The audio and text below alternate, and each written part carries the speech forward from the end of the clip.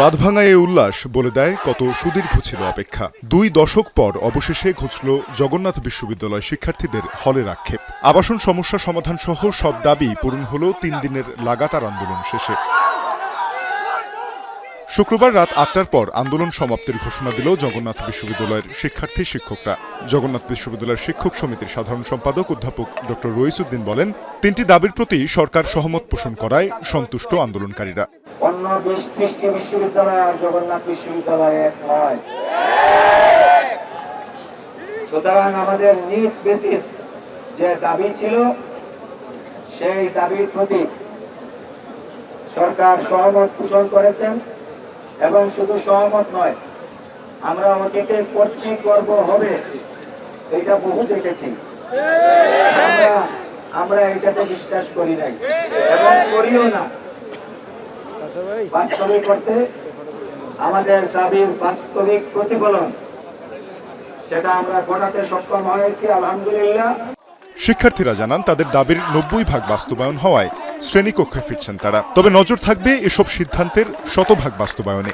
আমরা আসলে আমাদের দাবির একটা বড় অংশ পেয়ে গেছি। এখন আসলে আমার কাছে মনে হয় স্যাররা যে সিদ্ধান্ত দিয়েছেন এবং স্বার্থের কথা বিবেচনা করে আমাদের এখন বাকি সিদ্ধান্তগুলো আসা উচিত।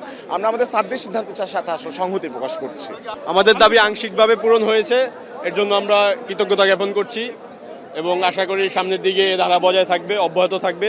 আশা করি এই বাজেটে আমরা খুব ভালোভাবে থাকতে পারবো এবং আবাসনের জন্য আলাদা বাজেট দেওয়া হয়েছে, এই জন্য আমরা খুশি।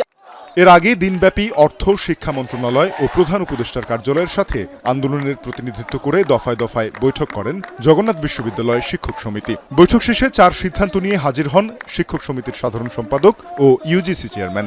বিশ্ববিদ্যালয় কর্তৃপক্ষ এবং ইউনিভার্সিটি গ্রান্টস কমিশন একটি ফ্যামিলি হিসাবে, একটি পরিবার হিসাবে আপনাদেরকে সবাইকে সাথে নিয়ে আমরা অগ্রসর হব। সব ধরনের যা কিছু সমস্যা আছে ইনশাআল্লাহ আমরা একসাথে থাকলে সমাধান করতে পারবো।